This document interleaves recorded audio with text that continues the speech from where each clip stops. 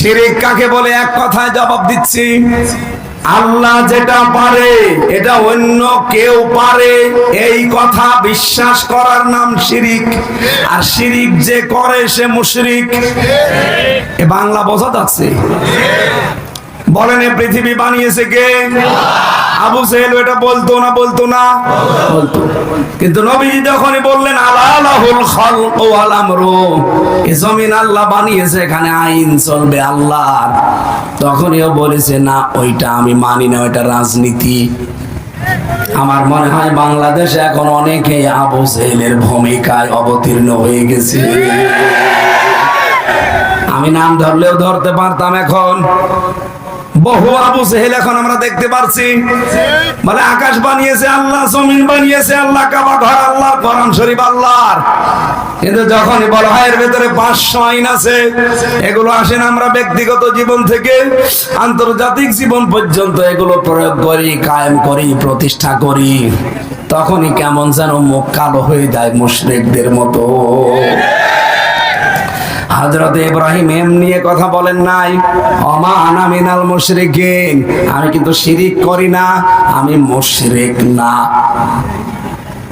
ও ঢাকাবাসী, এখান থেকে আমাদের ইব্রাহিমের সন্তান হিসেবে শিক্ষা নেওয়া দরকার। প্রতিদিন আপনি যত ওয়াক্ত নামাজ পড়বেন, যত ওয়াক্ত নামাজ পড়বেন, যত রাকাত নামাজ আপনি দুনিয়ায় পড়েন, দেখবেন প্রতি 2 রাকাতের আগে এইটা কিন্তু বলা লাগে। এটা সহিহ হাদিস দিয়ে প্রমাণিত। আপনি তাকবীরে তাহরিমা দেওয়ার পরে প্রথমে এইটা পড়বেন, ইন্নী ওয়াজ্জাহতু ওয়াজহিয়া লিল্লাযী, এরপরে সুবহানাকাল্লাহুম্মা। আর আমরা অনেকে এটা জায়নামাজের দোয়া মনে করি, পড়ি না, ছেড়ে দেই। প্রতিদিন 5 বার নামাজ পড়েন, এই কথাটা মুখ দিয়ে আল্লাহ এমনি বের করে নিচ্ছে মনে করেন। কত গুরুত্বপূর্ণ কথা চিন্তা করতে পারেন।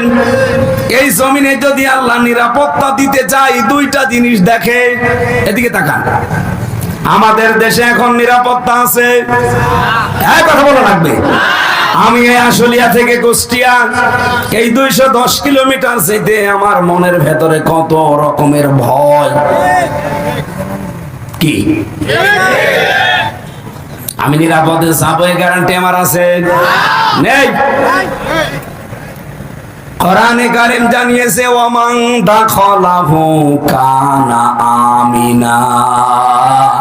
সূরা আলে ইমরানের 97 নম্বর আয়াতের মাঝের অংশে আছে, রব্বুল আলামিন বলেন আমার এই হারামের ভেতরে যারা প্রবেশ করবে আমি আল্লাহ তাদের নিরাপত্তা দিয়ে দেই।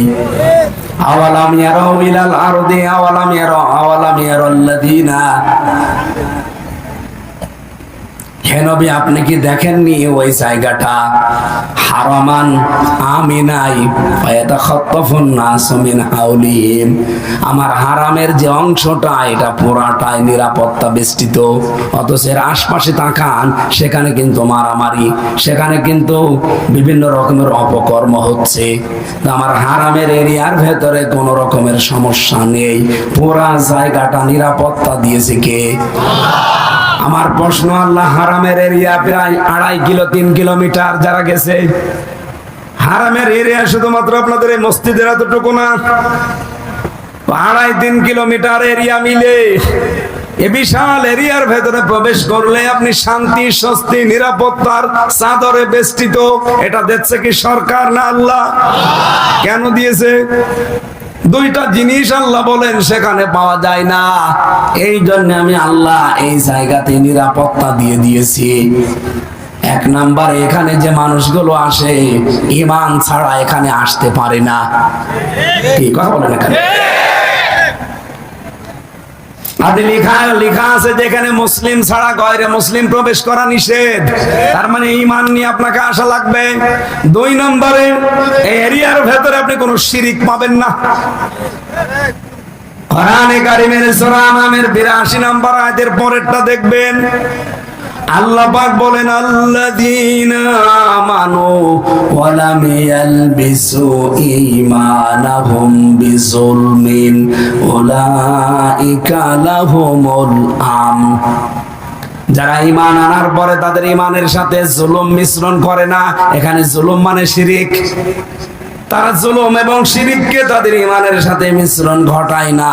উলাইকা লাহুমুল আম, আল্লাহ মনে হচ্ছে এইভাবে করে দেখাচ্ছে যে এই মানুষগুলোই নিরাপত্তার হকদার। আমার প্রশ্ন হচ্ছে, বাংলাদেশের ৫৬,০০০ বর্গ মাইল কি কাবা শরীফ? বলেন বলেন। এরিয়াকে যদি এখন নিরাপত্তার বেষ্টনী দিতে হয়, বাংলাদেশে শিরিক করা চলবে? আরো জোরে বলেন।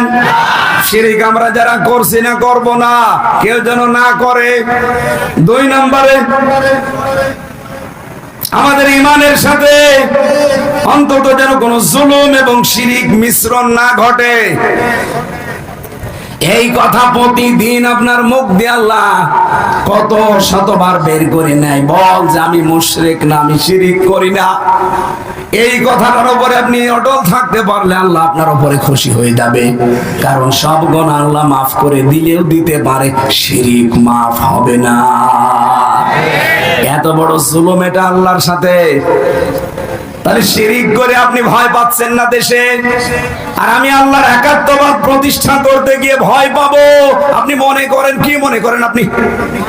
এই জন্য ইব্রাহিম নবী বলেছে, ওয়া কাইফা আখাফু মা আশরাকতুম, কি করে আমি ভয় করব?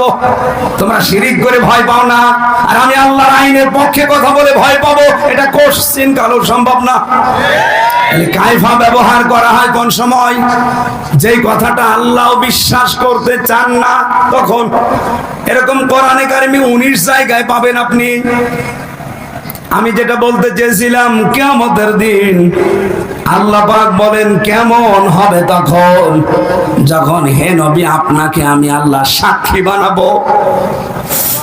আজকের মাহফিলের মুরব্বির নাম কি? মোতাহার সাহেবকে আল্লাহ মনে করেন কিয়ামতে তার সামনে দাঁড় করাবে। আল্লাহ নিজে চেয়ারে বসে বিচারকের ভূমিকায় আছে। আপনি একটু নিজেকে দাঁড় করান তো জায়গায়। আল্লাহর সামনে আপনি দাঁড়িয়ে আছেন, আল্লাহ পাক বলেন আমার নবীকে ডান দিকে বা বাম দিকে আমি দাঁড় করাবো সাক্ষী হিসাবে। সে সাক্ষী দেবে, তার সাক্ষীর উপরে ভিত্তি করে আমি আল্লাহ বিচার করব। এই যে দৃশ্যটা আল্লাহ এইটাই ফুটিয়ে তুলেছেন আয়াতে, যে কেমন হবে তখন, কি দৃশ্য তৈরি হবে বল মোতাহার। আল্লাহর সামনে তুমি দাঁড়িয়ে আছো, নবীজি তোমার সাক্ষী। এখন আমার প্রশ্ন, এই পৃথিবীতে এখন নবীজি আছে? বলেন বলেন, কি আছে? না, আপনি বোঝেননি। আমি নিজেই প্রথম কয়েকবার পড়ে বুঝি না, আর আপনি একবারে বুঝে ফেলবেন। এটা ডিপলি বিষয়, গভীরে যাওয়া লাগবে। এবার আপনাদেরকে আমি যে আয়াত পড়েছিলাম, আমি আয়াতের তাফসীরের দিকে যেতে চাচ্ছি একটা মাত্র কারণে। আমি আগে 4টা একটু বলে নেই, টাচ দেই। নবীজিকে আল্লাহ সাক্ষীদাতা, সুসংবাদদাতা, ভীতি প্রদর্শনকারী, ডাক নেওয়ালা এবং উজ্জ্বল প্রদীপ করে দুনিয়ায় পাঠিয়েছিলেন। এই 5টা নাম আল্লাহ কাফেরদের দেওয়া নামের এগেইনস্টে ব্যবহার করেছেন। বলেন সুবহানাল্লাহ। তার প্রথম নামটা তিনি সাক্ষীদাতা। যেহেতু তিনি এখন নেই, সাক্ষী দেওয়া লাগে দেখে দেখে।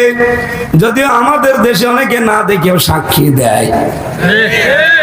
15.5 বছরে দেখেননি, সাক্ষী দিয়েছে 71 সালের, ওর জন্ম হচ্ছে 75 সালে। আমি কি বেশি বলছি?